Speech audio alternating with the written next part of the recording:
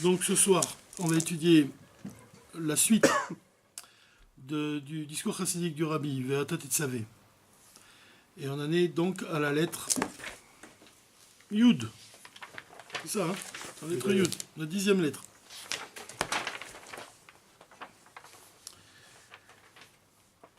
ויש לומר שבחינת המאור דהנשמה, המתגלית על ידי העניין דקתית מזה שנמצאים בגלות, היא נעלית יותר מבחינת המאור דהנשמה שמתגלית על ידי מסירות נפש.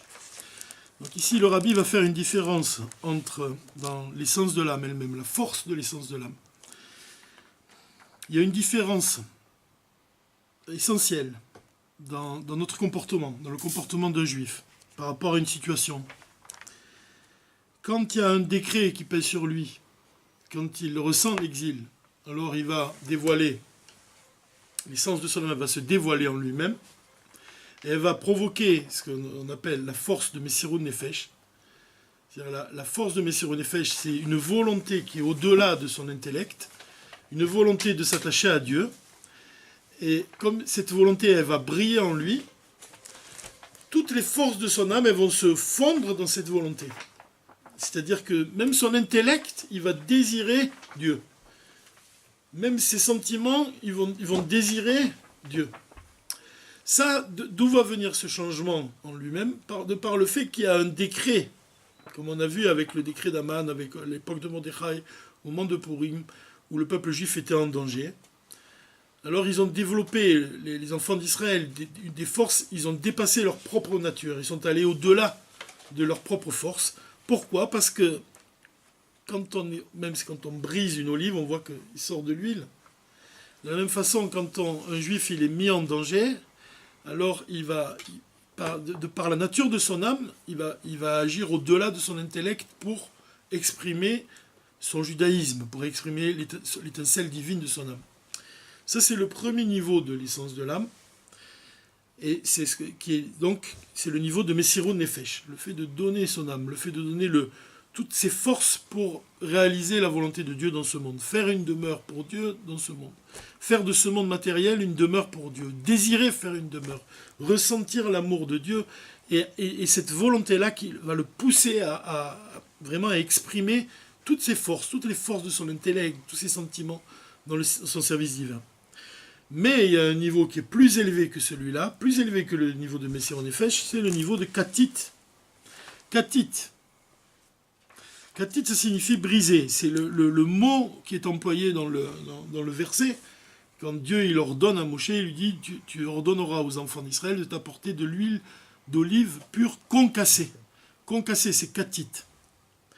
Ce niveau-là de Katit, c'est-à-dire, c'est quoi exactement? C'est quand un juif il est brisé d'être en exil. Il est brisé. Et en fait, quand il est brisé, qu'il ressent l'exil, et que sa volonté la plus profonde, c'est Dieu, le dévoilement de Dieu. Et comme sa volonté, vraiment la plus profonde, c'est le dévoilement de Dieu, et que lui-même, quand il regarde le monde, il constate l'absence du Beit Hamikdash, il constate l'absence du Mashiach, alors il ne peut pas être heureux. Ce qu'il voit, ça ne concorde pas avec son désir le plus profond. Donc ça le rend brisé. Il est brisé d'être en exil. Et c'est ça précisément l'olive qu'on brise pour en sortir l'huile. Cette image-là, elle doit rester vraiment vivante en nous-mêmes pour comprendre qu'elle exprime le fait que le cœur brisé, le fait d'avoir un cœur brisé, il va faire ressortir la force du lien le plus profond d'un juif avec Dieu. C'est ce que le Rabbi répète ici, et les mots qu'il emploie, c'est Kesher Atzmi, c'est-à-dire le lien de son âme avec Dieu. Là, on pourrait faire peut-être un rapport avec le 2e chapitre du Tanya. Parce que c'est dans le 2e chapitre du Tanya, l'Admor HaZaken, il explique que l'âme d'un juif, elle vient d'où? D'où elle vient, l'âme d'un juif? Elle vient, il dit, de la même façon que un fils, il provient de la goutte du cerveau de son père, la goutte séminale en fait, elle est sécrétée par le cerveau, et l'enfant il provient de cette goutte-là, c'est-à-dire cette goutte-là qui va se trouver dans le ventre de la mère et qui va au bout de plusieurs mois de gestation, elle va donner naissance à un enfant. Cet enfant, d'où il provient? De la goutte séminale de son père. Dit de la même façon, l'âme d'un juif elle provient de la pensée de Dieu. De la même façon. C'est pour ça que le peuple juif, Israël est appelé mon premier-né. L'âme d'un juif, c'est comme un enfant pour son père. L'âme, elle provient de la pensée de Dieu. Si on pourrait dire, entre guillemets, du cerveau. Cerveau, c'est quoi le cerveau divin dans l'enchaînement des mondes? C'est la séphira de Chokhmah, du monde d'Atsilut. De la séphira de Chokhmah du monde d'Atsilut dérive aussi la Torah. C'est le commencement du dévoilement de la lumière de Dieu dans le monde. C'est le départ, le début de l'enchaînement des mondes. Qu'est-ce que c'est l'enchaînement des mondes? De manière simple, pour comprendre qu'est-ce que c'est, simplement, c'est quoi? C'est le passage du divin à ce monde. Pour créer ce monde matériel, Dieu il a créé des mondes qui s'enchaînent les uns avec les autres. Et dans chaque monde, le monde le plus élevé, le monde qui est le plus proche de lui, c'est le monde d'Atsilut. Et la première séphira du monde d'Atsilut, c'est la séphira de Chokhmah. C'est comme on pourrait dire un œil. Comme un œil, il voit ce qu'il voit, l'œil, il reçoit le réel, et il le voit. De la même façon, tu pourrais prendre cet exemple pour parler de la séphira de Chokhmah. Elle reçoit le divin. Elle reçoit le divin et elle va ensuite distribuer cette lumière divine dans toutes les séphirotes qui sont après elle, jusqu'à descendre de monde en monde, jusqu'à s'habiller dans un monde matériel. Et le monde matériel, il provient en fait il vient du souffle divin. Mais ce souffle divin, il provient, lui, c'est la séphira de Malchut, il a aussi une origine.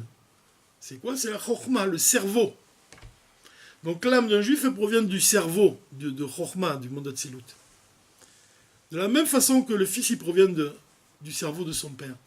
Mais l'exemple que donne la Morazaken ici, c'est qu'on doit comprendre à travers cet exemple, c'est que le fils, il ne provient pas de l'intellect de son père. C'est pas l'intellect Chokhmah. C'est pas seulement l'intellect, la séphira de Chokhmah. C'est l'essence de son père. Il procède de l'essence. Le fils, il a l'essence de son père et elle est aussi dans le fils. Je vais vous donner un exemple. Une personne, Dieu préserve, un homme qui est aveugle. Est-ce que son fils il va être aveugle? Non. Pourquoi il ne va pas être aveugle, le fils? Parce que le fils, il provient du cerveau de son père. Mais le cerveau, on a à comprendre de l'essence de son père. Dans son essence, dans l'essence de l'âme de cet homme qui est aveugle, la force de vision, elle existe. Elle est là.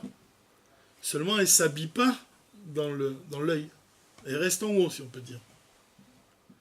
Dans l'essence, il y a tout dans l'essence. Dans l'essence de l'âme, il y a toutes les forces de l'âme qui sont dans l'essence. Elles proviennent toutes de l'essence. Les forces, la vision, la force de la vision, l'audition, toutes les forces, le sentiment, tout provient de l'essence. Dans son essence, dans l'essence de l'âme de cet homme qui ne voit pas, la force de vision, elle existe. Seulement, cette force de vision, elle ne descend pas, elle ne s'habille pas dans l'œil. Le fils, son âme, elle provient de l'essence même de son père. Et dans son essence, son père, la force de vision, elle existe. C'est pour ça que le fils, il peut voir. C'est un exemple qui est donné par les Rebbeim de Chabad. Ce qui est important, c'est de comprendre que on voit que le fils, il a l'essence de son père en lui. Pourquoi? Parce que lui-même, il provient du cerveau de son père. Donc, dans le cerveau du fils, il y a du cerveau de son père. De la même façon, c'est pourquoi il donne cet exemple à Morazaken, pour nous dire que l'âme d'un juif, elle est divine. L'essence de l'âme d'un juif, elle est enracinée dans l'essence divine. Le rabbi, il emploie l'expression « Meshurechet be'atzmut ». C'est-à-dire, il est enraciné dans l'essence divine. Alors que le lien le plus profond de l'âme d'un juif, c'est l'essence de l'âme. Maintenant, le rabbi il vient nous dire ici, il y a deux niveaux dans l'essence. L'essence, elle est appelée le maor, le luminaire. Il y a deux niveaux. Un plus élevé que l'autre. Dans le premier niveau de l'essence de l'âme, il dit, c'est Yesh lo marché prinata maor d'anishama. Il va découler de ce niveau la force de Messirut Nefesh. Mais ce niveau, ce n'est pas le niveau le plus élevé de l'essence de l'âme. Le niveau le plus élevé de l'essence de l'âme, il est dévoilé ici par le rabbi, il le dit clairement, par le fait d'être brisé, d'être en exil. On doit comprendre par là qu'on ne dévoile pas l'essence de l'âme au moyen de l'intellect. C'est bien au-delà de l'intellect. C'est pas par ton intellect que tu vas dévoiler l'essence de l'âme. Souvent, c'est un cadeau de Dieu. Dieu, il va dévoiler l'essence de l'âme au moment de Rosh Hashanah, au moment de Yom Kippour. Ou même l'Admour HaZaken, il écrit qu'il va dévoiler l'essence de l'âme au jour du Shabbat. Donc c'est un cadeau divin. Ça ne dépend pas de ma réflexion. C'est pas parce que je vais méditer à des sujets très élevés, que je vais méditer à l'essence divine, que je vais dévoiler le niveau de Yechida. Non. C'est en méditant à l'essence divine, à des sujets très élevés, je vais dévoiler le niveau de Chaya. Mais ce n'est pas le plus haut niveau. Quand est-ce que le plus haut niveau, le plus lien Atzmi, c'est-à-dire vraiment, comme on l'a dit, comme le fils, il provient du cerveau de son père, de la même façon, l'âme, elle provient de la pensée de Dieu, elle est du divin. D'ailleurs, on pourrait faire un parallèle quand on dit que, qu'est-ce qu'il dit, le Mordechai dans le Tanya, il dit, la deuxième âme, l'âme d'Israël, Chelek Eloka Mamash. C'est une parcelle de divinité véritable. Chelek Eloka, une parcelle du divin. Tu pourrais associer cette expression avec l'exemple de la Morzaka, dire que la goutte du cerveau de son père. La goutte, c'est Chelek. Du cerveau de son père, c'est Eloka Mamash. Ça veut dire que l'âme, elle provient du divin, vraiment. Ce lien le plus profond de l'âme, donc c'est vraiment le lien le plus profond de l'âme d'un juif. Comment tu le dévoiles? Comme on vient de dire, tu le dévoiles au moyen de... C'est un cadeau de Dieu, c'est Dieu qui va le dévoiler. C'est pas par l'intellect que tu vas dévoiler. C'est pas en étudiant la Torah forcément que tu vas le dévoiler. Quoique l'essence de la Torah, elle peut dévoiler. Si tu dis la Chassidoute, tu dévoiles l'essence de l'âme aussi. Mais ici, le rabbi il donne un enseignement qui est essentiel. Il nous dit de quelle manière on dévoile ce niveau-là, c'est en ayant le cœur brisé.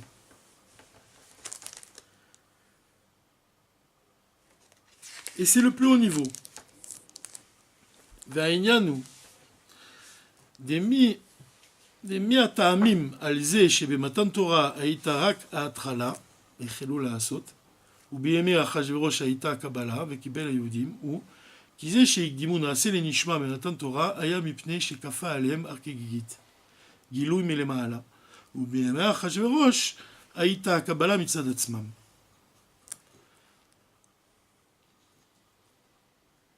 Au moment de Matan Torah, le verset il nous dit que les Juifs ils ont commencé à faire au moment de Matan Torah ce qu'ils ont réellement accompli au moment de Purim.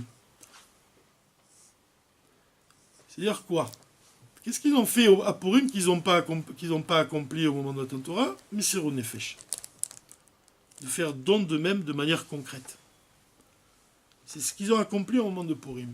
Ils se sont mis en danger pour rester juifs, pour accomplir la volonté de Dieu. Qu'est-ce qui s'est passé à Matan Torah? Ils ont commencé à faire, le rabbi nous dit. Et pendant au Beyemé Achashverosh, et à l'époque de Achashverosh, ils ont reçu, c'est-à-dire que là, avec Kibel et Yehudim, là, ils ont accompli de manière profonde la volonté de Dieu. Alors le rabbi explique pour quelle raison. Qu'est-ce qu'ils ont dit au moment de Matan Torah? Ils ont dit ils ont dit, nous ferons et nous comprendrons. D'abord nous ferons, après nous comprendrons. Sous-entendu, c'est pas vraiment important de comprendre pourquoi Dieu il nous ordonne de faire telle chose. Ce qui est important, c'est de faire à la volonté de Dieu. C'est un très haut niveau. C'est être soumis à Dieu réellement. Mais pourquoi ils ont déclaré, ils ont dit ça? Pourquoi? Parce que Matan Torah, il y a eu un dévoilement divin qui a provoqué qu'ils ont agi de cette manière. Comme si comme tu vois une chose, Dieu il se dévoile à toi, alors évidemment tu dis, nous ferons et nous comprendrons. Parce qu'il y a une raison pour laquelle tu es soumis à Dieu. Il y a une raison qui ne vient pas de toi, une raison qui vient de Dieu. C'est Dieu qui se révèle à toi, qui t'envoie une lumière. Alors tu as un dévoilement divin devant toi, alors tu te soumets à lui. Mais ça ne vient pas de toi. Tu comprends la nuance? Ça, c'est au moment de Matan Torah. Et pourquoi ça s'exprime comment? Parce qu'on dit que Dieu, il a soulevé la montagne et il a au-dessus de l'assemblée d'Israël. La Chassidut, elle explique que quand la montagne qu'il a mis au-dessus des enfants d'Israël, c'est un dévoilement qui a provoqué de l'amour pour Dieu. C'est-à-dire que Dieu, il s'est dévoilé aux enfants d'Israël de telle manière que le peuple juif, il a aimé Dieu. Et alors il a dit, c'est pourquoi il a dit, nous ferons et nous comprendrons. Donc c'est un gilouï milémala, c'est un dévoilement qui vient d'en haut. Mais pendant les jours d'Achashverosh, ou bien Achashverosh, Aïta Akabala Mitzad Atzmam. C'est-à-dire que là, pourquoi c'est plus élevé qu'au moment de Matan Torah? Parce qu'au moment d'Achashverosh, c'est d'eux-mêmes qu'ils ont agi. Ils ont agi d'eux-mêmes. Sans que Dieu il ait eu besoin de mettre au-dessus d'eux la montagne et pour donner une image. Ou d'agir en ce sens pour les réveiller, pour les stimuler, pour leur susciter leur désir d'accomplir la volonté de Dieu.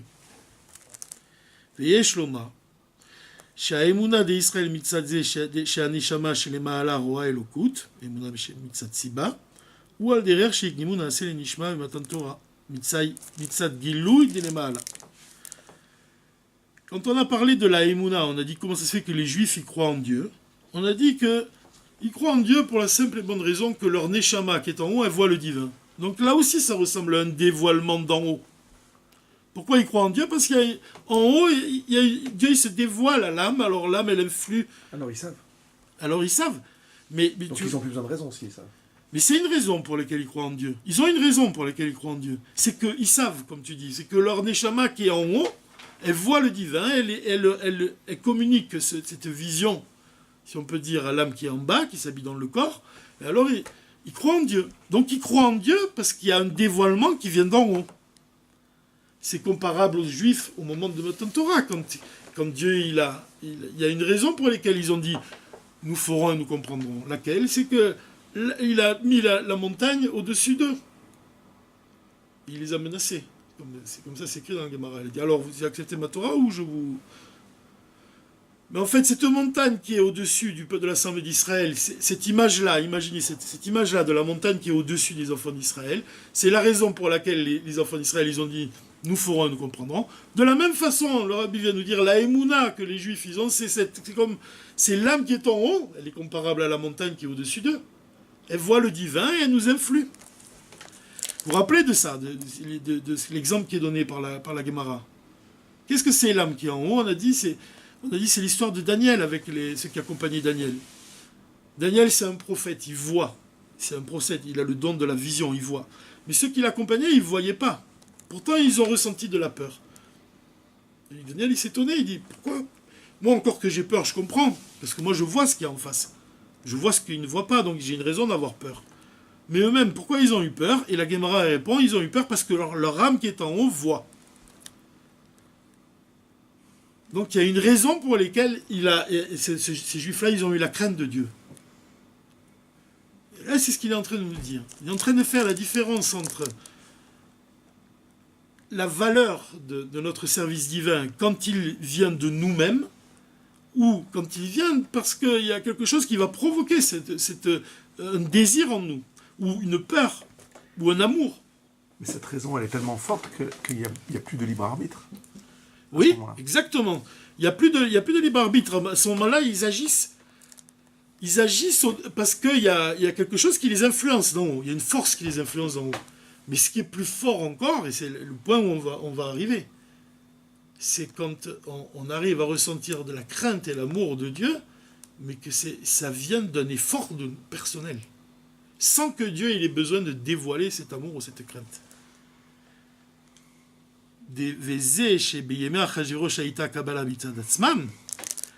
Comme on voit au moment d'Achashverosh qu'ils ont reçu, ils ont fait vraiment sur eux-mêmes, ils ont pris sur eux-mêmes.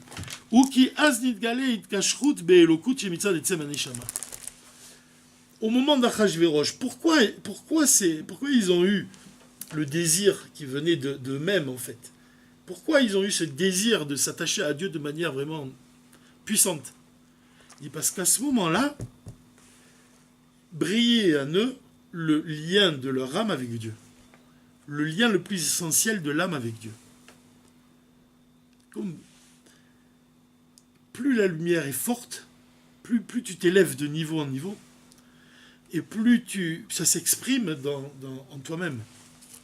Plus tu vas dévoiler un niveau de ton âme supérieure, plus ça va s'exprimer dans ta vie, de manière bien explicite, quoi. De manière vraiment, il va transparaître ton attachement à Dieu. Dans ce monde-là, on va voir à quel point tu es attaché à Dieu. Plus tu vas dévoiler un niveau qui est supérieur. C'est-à-dire, au moment d'Achashverosh, ils ont dévoilé le lien, un lien atzmi, c'est-à-dire le lien de leur âme avec Dieu. Qu'est-ce qui découle de ce lien? Qu'est-ce qui s'exprime? Qu'est-ce qui provient de ce lien? C'est la force de Messirut Nefesh. Cette force-là d'ignorer le danger, d'ignorer la peur pour accomplir la volonté de Dieu. C'est ça l'expression du lien de l'âme avec Dieu. C'est ça l'expression de l'essence de l'âme. It kashrut atzmit, dans les mots du Rabbi, tu vois, le lien essentiel. C'est difficile à traduire, hein, ces mots-là. Tu vois, it kashrut, c'est le lien, et atzmit, essentiel. Tu vois, on doit comprendre, l'essence de l'âme, elle est enracinée dans le divin. C'est ça, le lien essentiel, le lien le plus, comme on dit même, que l'âme, elle est comparée à une flamme. Et pourquoi? Parce que la flamme, elle veut se détacher de la mèche pour retrouver sa racine. C'est ça l'âme. L'âme, elle désire Dieu sans même que tu aies besoin de réfléchir. C'est au-delà de ton intellect. C'est ça que ça veut dire quand on parle. On dit au-delà de l'intellect. Ça veut dire quoi? Ça veut dire que ton âme, elle désire Dieu, peu importe ce que tu penses.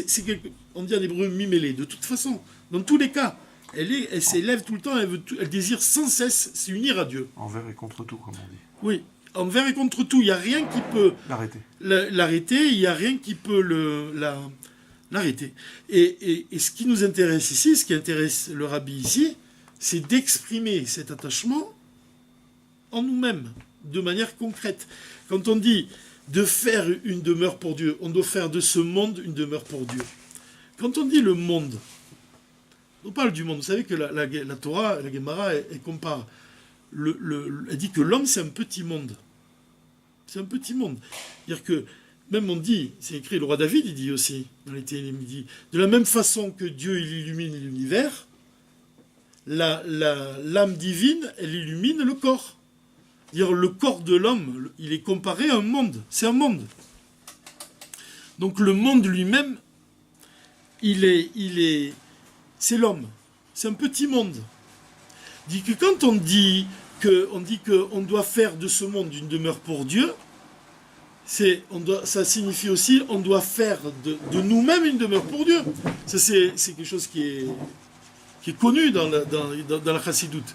C'est le fameux verset quand on dit que faites-moi un sanctuaire et je résiderai parmi vous. C'est-à-dire que nous-mêmes on est un sanctuaire.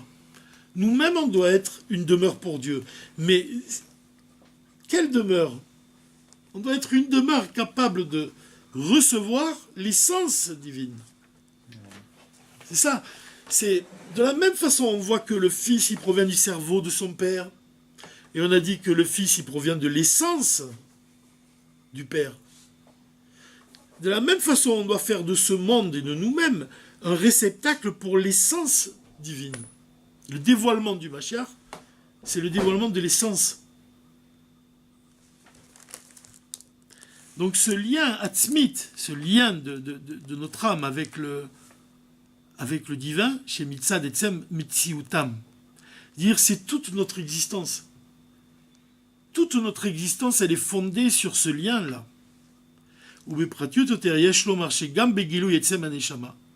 Donc on voit que dans le dévoilement de l'essence de l'âme, il y a ces deux niveaux-là qui existent quand on parle de Yechida. Des Gilu Yetzem Aneshama Benyan Amisuru Nefesh, il y a le dévoilement de l'essence de l'âme, et qui s'exprime par le fait de révéler la force de Messirou Nefesh. Et dans ce cas-là, Yesh Lomar Shebenoga les Kochot Egeloim ou Kmodavar Nusaf. Et là, on voit que quand l'essence de l'âme, elle va se révéler chez ce juif-là, qui fait Messirou Nefesh, c'est comme une lumière qui est ajoutée à lui. Pourquoi on parle comme ça? Pourquoi on dit que c'est comme une lumière qui est ajoutée à lui?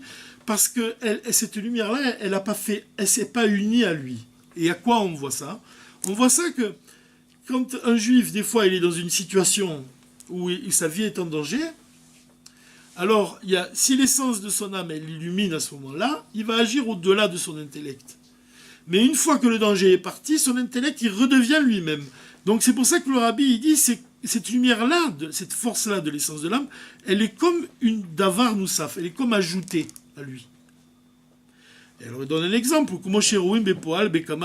comme on voit chez plusieurs personnes, chez Beyotam et Makom, chez Ayusham Gzerot, à la Torah Mitzvot, on voit que dans une situation où il y avait un décret sur la Torah et les Mitzvot, Aya Lahem et Messirou Nefesh, ils ont fait preuve de Messirou Nefesh, Bepoal, de manière concrète. C'est-à-dire qu'ils se sont réellement mis en danger pour accomplir leur service divin. Mais cher Kama et Kama Shanim, pendant de nombreuses années même. Ou que chez Baou Acharkar les Médinot Chef Charles Asok Betorah Mitzvot, Mitorah Chava, et quand ils sont arrivés dans un autre état, dans un autre pays où on leur permettait de faire la Torah et les Mitzvot, où ils étaient plus en danger, En Nikar Bahem Kolkach Messirou Nefesh. Alors on ne voit plus chez eux la même force qu'ils ont déployée auparavant. Une fois que le danger est passé, alors il n'agit plus de la même façon. Il n'y a plus rien qui l'oblige. C'est comme tu as dit. Quand la lumière de ton âme t'oblige, si tu n'as même pas le choix, tu as dit, parce que elle a une emprise sur toi, mais le désavantage de cet état-là, c'est que cette lumière, elle est comme une chose ajoutée en toi. Elle ne s'unit pas à toi. Et pourquoi? Elle est comme une davar nusaf, dit le rabbi. Ça veut dire qu'une fois le danger est parti, cette lumière-là, elle s'en va et tu redeviens ce que tu étais. Ton intellect, c'est le même, tes sentiments sont les mêmes, tu n'as pas changé. Ça, c'est le niveau le plus bas, c'est le niveau de l'essence de l'âme qui s'accorde avec la force de Messirou Nefesh.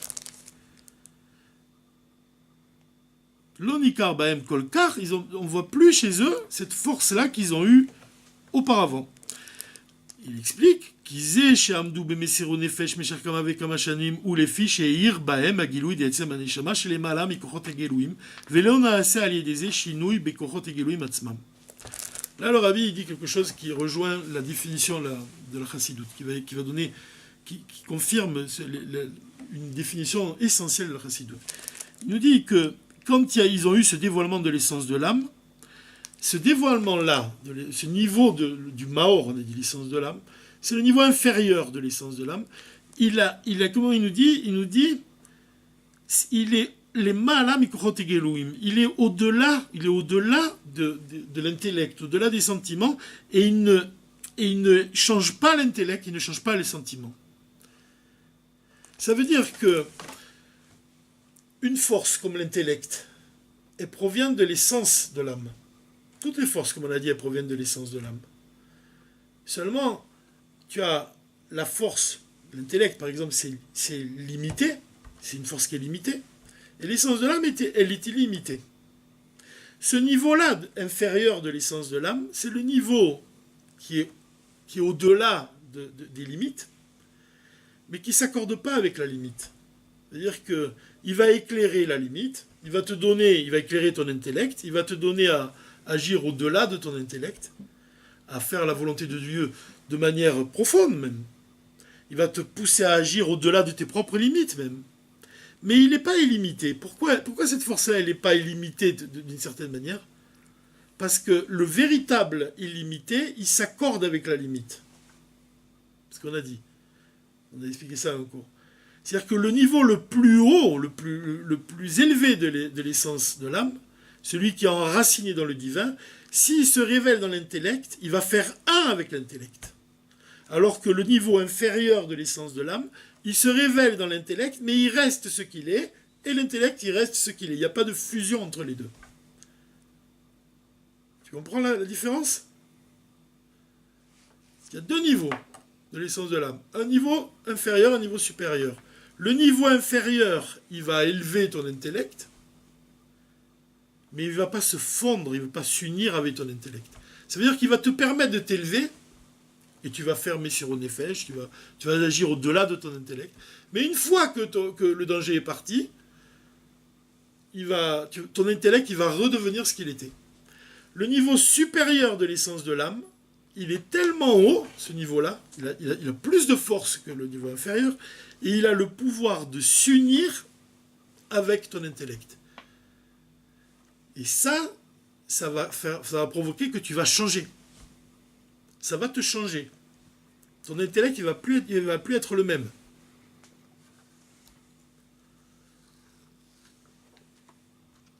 C'est pour ça qu'on dit, comment on explique la chassidoute? Qu'est-ce qu'on dit? On la compare à quoi?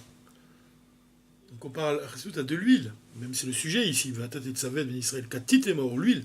Pourquoi on dit que c'est de l'huile? Pourquoi on emploie l'huile? D'abord parce que l'huile, elle ne se mélange pas aux autres liquides. Elle flotte au-dessus de tous les autres liquides. De la même façon, l'essence, elle flotte, elle est au-dessus de tous les autres liquides, c'est-à-dire de tous les autres niveaux de la Torah, de tous les autres niveaux de l'âme. Mais aussi la deuxième raison pour laquelle on dit, c'est qu'elle est capable de pénétrer à l'intérieur. Et ici, ça s'exprime dans les mots du Rabbi d'une manière très subtile, très, très profonde. Ça veut dire quoi? Que l'huile pénètre à l'intérieur, ici, de toutes les matières. Ça veut dire que c'est un niveau du divin qui est tellement élevé qu'il est capable de pénétrer dans les limites de ce monde alors que lui-même il est illimité.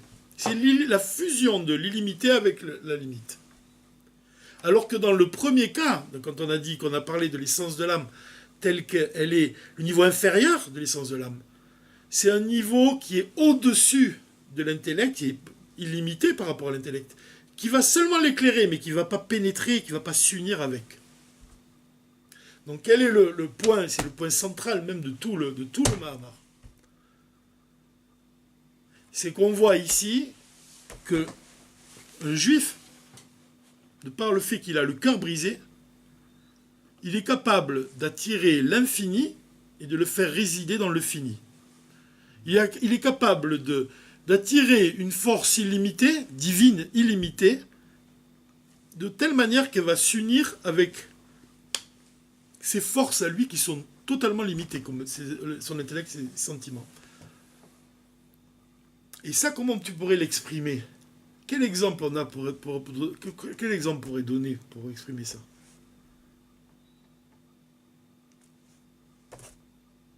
Une personne capable de faire résider en lui le divin.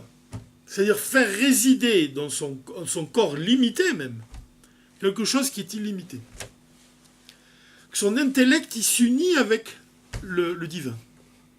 Ses sentiments, ils s'unissent avec le divin. Son corps lui-même, il s'unit avec le divin.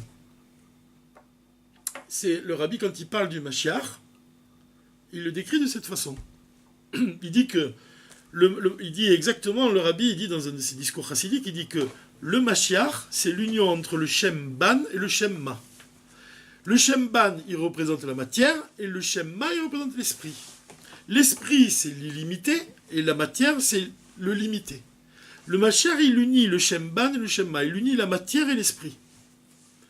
Il y a un autre exemple où tu peux voir aussi cette union entre les deux. C'est l'arche de la Torah. L'arche dans laquelle sont déposées les tables, tu pouvais la mesurer, et en même temps, quand tu la mets dans le Kodesh HaKodashim, elle perd ses mesures. Donc, d'un côté, elle a des mesures, comme la matière, le Shem Ban. De l'autre côté, elle n'a pas de mesure. Il y a un miracle qui s'opère dans le Beth Amikdash. Elle perd ses mesures. C'est le Shem Ma. C'est-à-dire, on doit comprendre que le révèlement de l'essence de l'âme, c'est celui-là. C'est le pouvoir du divin de descendre et de s'habiller dans les limites, dans l'intellect. Qu'est-ce que ça provoque chez cet homme-là? Comment on pourrait l'exprimer, ce dévoilement? On pourrait lui dire que c'est le bitoul, finalement. Le bitoul. Quand on parle de bitoul, c'est quoi? C'est qu'un réceptacle. Le réceptacle, il reçoit, il est battel à ce qu'il reçoit. Comme j'ai dit l'exemple de l'œil. L'œil, il est battel à ce qu'il voit. Il reçoit une vision dans la pupille, dans sa pupille. C'est la séphira de Chokhmah. Il est battel, il reçoit. Il est capable de recevoir un tel dévoilement. D'ailleurs, c'est une question même qu'il pose dans le Tanya. Il dit, comment c'est possible même que un Sefer Torah, c'est de la peau, c'est la peau d'une vache. Il dit, et de l'encre, tu écris, c'est de l'encre matérielle. Elles sont malgré tout le réceptacle de la pensée de Dieu. Donc il y a cette idée dans le mot bitoul, il y a l'idée de réceptacle, mais il y a aussi l'idée de fusion avec le divin. Une fusion avec le néant. Donc ces deux niveaux-là de l'essence, on doit bien faire la différence entre les deux. Il y a un niveau inférieur de l'essence, c'est celui de quand cette lumière infinie, elle va illuminer mon intellect, elle va illuminer mes sentiments, et je vais agir au-delà de mon intellect, au-delà de mes sentiments, et je vais exprimer la force de mes sirot nefesh, je vais faire don de moi-même pour faire la Torah et la mitzvot, mais une fois que le danger est parti, je vais retrouver mon état naturel, mon intellect il redevient ce qu'il était. Et le niveau supérieur de l'essence de l'âme, c'est quand cette lumière infinie, encore plus élevée que la première, puisque c'est la lumière de l'âme, telle que celle-ci est enracinée dans l'essence divine, elle va illuminer mon intellect. Là, il va se passer une chose, c'est qu'elle va se fondre avec mon intellect, et elle va s'unir avec lui, et elle va le changer. Elle va opérer un changement de mon intellect. Ça s'exprime comment? Vous avez qu'à regarder par exemple ce discours chassidique du rabbi. C'est les mots du rabbi ici. Tu peux dire, peut être certain qu'il les a écrits à un moment où son intellect il fusionnait avec le divin. C'est pour ça qu'on a ce sentiment-là de reconnaissance. On se reconnaît dans ces mots-là. Pourquoi? Parce que, je vais donner un exemple. Si tu étudies le traité Nida, celui qui veut s'attarder à étudier le traité Nida, c'est des lois très complexes. Tu étudies le compte des jours et toutes les halachot Nida. Dis-moi, une personne qui est occupée dans sa vie, son seul souci c'est de gagner sa vie, qu'il a du mal déjà à gagner sa vie, un simple juif. Moi, je prends toujours l'exemple du porteur d'eau, mais quoique c'est difficile aujourd'hui de trouver un porteur d'eau, mais quoi qu'il y en a aussi. Mais imagine un porteur d'eau. Il y en a aujourd'hui aussi des porteurs d'eau, sous une autre forme, mais un homme simple, un juif simple, qui doit gagner sa vie. Dis-lui de s'asseoir et d'étudier les halachot de Nida. Évidemment que c'est important, que ça concerne chaque juif. C'est très important, c'est la pureté familiale, chaque juif, il doit être au courant, il doit savoir. Maintenant, demande-lui d'étudier de manière profonde le traité Nida. Ça va être dur pour lui, parce que il est là occupé, il a des soucis matériels, ça va être difficile de se concentrer, c'est complexe. Et pourtant, d'accord, mais je suis d'accord avec toi que de toute manière, il est capable. Il est capable de rentrer en profondeur, il est capable d'étudier et de comprendre peut-être même comme un grand Talmid Chacham. Je suis d'accord avec toi. Mais ce que je veux... Il est chayav d'essayer en tout cas. Il est, bien sûr, mais ce que j'essaie de dire, c'est d'arriver à un autre point. Cet homme-là, tu lui fais étudier le premier chapitre du Tanya, il va être saisi directement, il va être happé directement par le sujet. Avec beaucoup plus de facilité. La chassidoute, elle va lui parler, elle va le pénétrer de manière profonde et de façon beaucoup plus directe. Et pourtant, c'est difficile le Tanya. Attends, mais je t'expliquais pourquoi. Non, c'est difficile, mais peut-être difficile, mais ça va. La chassidoute, elle touche l'essence de cet homme. Elle touche l'essence de chaque juif. C'est-à-dire que ça concerne son être, ça concerne sa vie, ça concerne ce qui est au plus profond de lui, ça concerne le désir le plus profond qui est en lui. Les halachot de Nida, les halachot que tu pourrais étudier même dans les lois commerciales, dans les lois civiles, dans les lois d'une habitation, dans les lois, dans toute la Torah, elle découle de l'essence de la Torah. Mais l'essence de la Torah elle-même, elle touche ton être. Elle te touche directement, elle touche ton désir le plus profond qui est en toi. Le lien de ton âme avec Dieu. et plus particulièrement la venue du Mashiach. Puisque le désir le plus profond qu'il y a en chaque juif, c'est le dévoilement divin.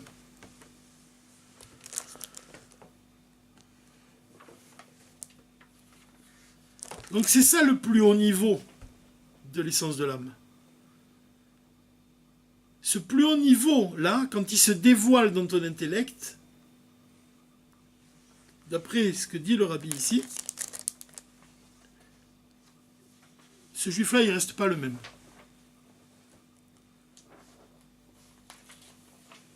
Désé she'etzem haneshama ye'etzem gam de kochot hageluim, ou she'etzem haneshama ou etzem shelahem, ve'en ze shayar le'inyanim shel kochot hageluim atzmam, le'atziyur shelahem. C'est ce qu'on a dit. והגילוי דעצם הנשמה בזה שהוא נשבר ונתקה מזה שהוא נמצא בגלות, הוא שגם כוחות הגילויים שלו, הציור des כוחות הגילויים, הם כמו חד עם העצם. Comment un juif parvient à dévoiler ce plus haut niveau? C'est quand il est brisé, נשבר ונתקה מזה שהוא נמצא בגלות, d'être en exil. C'est compréhensible, il faut saisir la chose, il faut la capter vraiment, c'est l'essentiel. Comme ton désir le plus profond qui concerne tout ton être, qui engage toute ta vie, toute ton existence, c'est l'attachement de ton âme avec Dieu. Si tu dévoiles cet attachement-là en toi-même, alors tu ne peux qu'être brisé d'être en exil, parce que tu ne vois pas le dévoilement divin. Et on va voir par la suite, on arrive à la fin de ce discours, Bezrat Hashem. Et le Rabbi il dit que on doit faire de nous-mêmes le réceptacle d'un tel dévoilement. C'est-à-dire que quand on dévoile l'essence de l'âme, quand on dévoile ce lien, on doit se préparer à ce dévoilement. De la même manière que c'est ça, quand il dit à un autre endroit, préparez-vous à la venue du Mashiach. C'est exactement la même chose. On doit faire un travail avec notre intellect, on doit faire un travail avec nos sentiments. On doit faire en sorte que ces réceptacles-là, ils vont être capables de recevoir une lumière infinie. On doit préparer la limite de nous-mêmes à devenir un réceptacle de l'infini divin.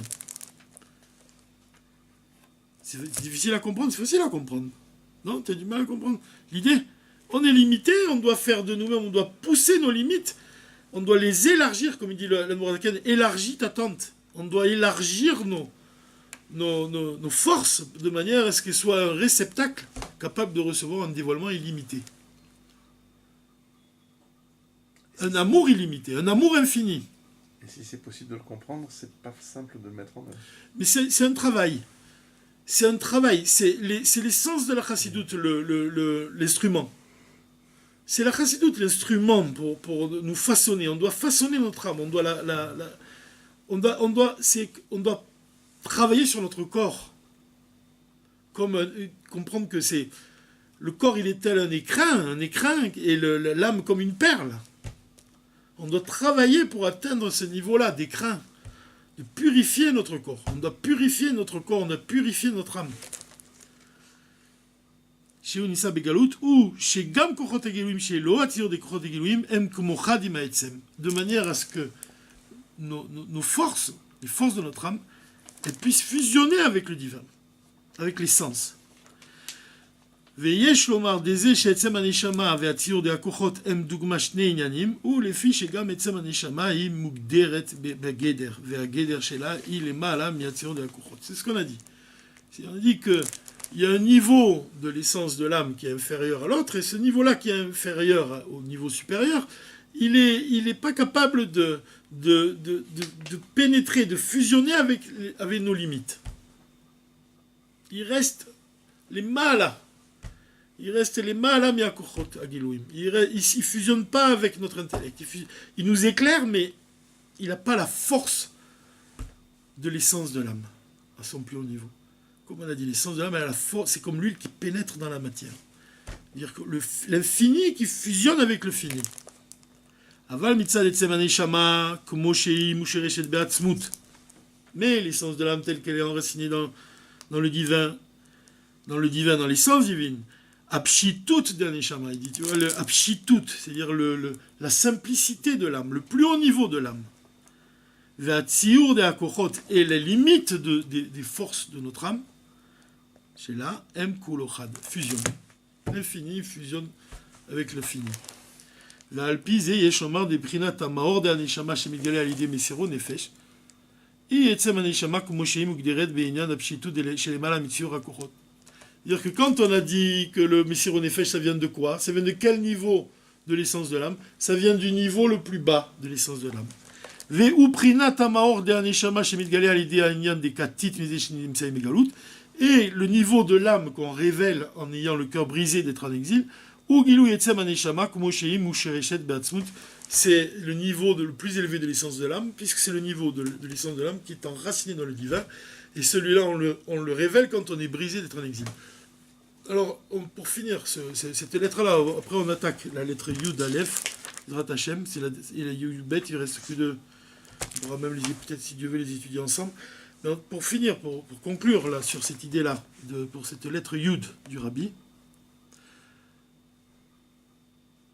de dire que ce plus haut niveau de l'essence de l'âme, qu'on dévoile, il nous dit, en ayant le cœur brisé. On doit comprendre que, de manière naturelle, on a le cœur brisé. Puisque le fait de vivre en exil, on ne peut pas être heureux en exil. Bon, maintenant, c'est dévoilé chez certains parce que ils sont dans le chemin de la Torah et des mitzvot. Mais il y en a d'autres qui croient vivre, qui pensent être heureux, mais au fond d'eux-mêmes, n'importe quel juif, il ne peut pas être heureux tant qu'on vit dans la galoute. Donc, ce niveau-là, il est tout le temps dévoilé en nous. Mais il est tout le temps, l'âme désire tout le temps, je veux dire que l'âme désire tout le temps s'unir à Dieu, le plus haut niveau de nous-mêmes, il est tout le temps là. Maintenant, on reçoit, comme on a déjà étudié ça dans des cours précédents, on a dit que malgré tout ce niveau-là, Dieu il nous donne un cadeau, il le dévoile à des moments précis, comme au moment de l'année, là, au moment de Kippour, c'est un dévoilement de Yechida. On a dit au moment de Rosh Hashanah, au moment de toute cette période-là aussi, c'est un travail qui est basé sur le niveau de Yechida. Le Rabbi Rachab, il explique que, dans Kontra Sa'avoda, il explique que les tzadikim, ils parviennent aussi à ce niveau sans avoir le cœur brisé, en dévoilant d'abord Nefesh, après Ruach, après Neshama, après Chaya, et Mimele, il dévoile le niveau de Yechida, il parvient au niveau de Yechida, sans avoir le cœur brisé. Maintenant, il y a le niveau du Baal Tshuva. Le fait que le Baal Tshuva, il se trouve en exil, il va attirer le niveau les plus profonds. C'est ça le niveau de Katit. Katit le Maor, le fait c'est le niveau du Baal Tshuva. Et là, comme on sait, dans la précédente, on insiste là-dessus, que le niveau du Baal Tshuva, c'est un niveau que les tzadikim envient. Pourquoi? Parce qu'ils ont un désir divin qui est vraiment... Minametzar, des limites, je t'implore. De mon endroit où je suis brisé comme ça, de cet endroit si bas, d'une fosse profonde, je crie vers toi. Et c'est ça, avoir un cœur brisé. Mais quelque part, c'est aussi paradoxal, parce qu'on voit que ce cœur brisé, on voit que qui c'est qui nous enseigne aussi le cœur brisé, c'est le Rabbi. C'est ça qui est intéressant. C'est-à-dire que c'est sûr que le Baal Tshuva, il peut impressionner un tzaddik. Mais il y a aussi la notion dans la Tshuva que même un tzaddik, il peut faire Tshuva. Même un tzaddik. On dit même que le Machar, il va faire Tshuva aux tzaddikim. C'est ce niveau-là aussi qui est intéressant. C'est le fait de comprendre que par l'attachement au maître, au Moshe, Réa Memna, il nous enseigne aussi ce cœur brisé. Il nous enseigne à parvenir à ce niveau. Ce Mahamar-là, ce discours-là, il doit éveiller en nous le désir d'avoir un cœur brisé. C'est ce que disait Rabbi Nachman d'ailleurs de Breslev. Souvent je le cite ici, plus particulièrement dans ce discours-là du Rabbi, parce que c'est tellement vrai, ça concorde tellement bien avec ce que dit le Rabbi, puisqu'il dit lui-même, Rabbi Nachman, il dit « Rien n'est plus parfait qu'un cœur brisé ». Pourquoi? Parce que tu es parvenu à dévoiler, le cœur brisé, ça signifie que tu es parvenu à dévoiler le plus haut niveau de ton existence. Comme on dit, on finit là-dessus. En plus, on est Séphirat Homer, on est dans le conte du Homer. 49, c'est la valeur numérique du mot cholé, malade. On est malade de quoi? Chaque juif, c'est le Rabbi, il le dit, on l'a vu au cours précédent. On est malade de quoi? De ne pas voir encore la 50e porte. La 50e porte, c'est le jour de Shavuot. C'est-à-dire la perfection. Ne pas oublier que le Sephirat Omer, c'est le tikkun des midot. C'est-à-dire qu'on parvient, on s'élève à transformer l'obscurité en lumière. Transformer notre âme animale en lumière. Le fait de faire de nous-mêmes, ça rejoint cette idée-là. Un réceptacle capable de recevoir la 50e porte, c'est le niveau de Yechida. Recevoir le niveau de Yechida. De quelle manière? En ayant ici, comme il te dit, c'est par l'attachement au Rabbi. Et parce que même le Rabbi Yuval Khan, il dit que si tu es dans les Arba Amot du Rabbi, ça dévoile l'essence de ton âme, sans rien faire. Tu vois que c'est pas par l'intellect que tu parviens. Malgré tout, aussi, c'est là que c'est aussi paradoxal. Malgré tout, il faut travailler avec son intellect, il faut travailler avec son cœur. C'est un travail aussi qui permet de faire de nous-mêmes un écran, un réceptacle, capable de recevoir ce dévoilement. C'est que ça, il participe aussi. Voilà, on peut s'arrêter là.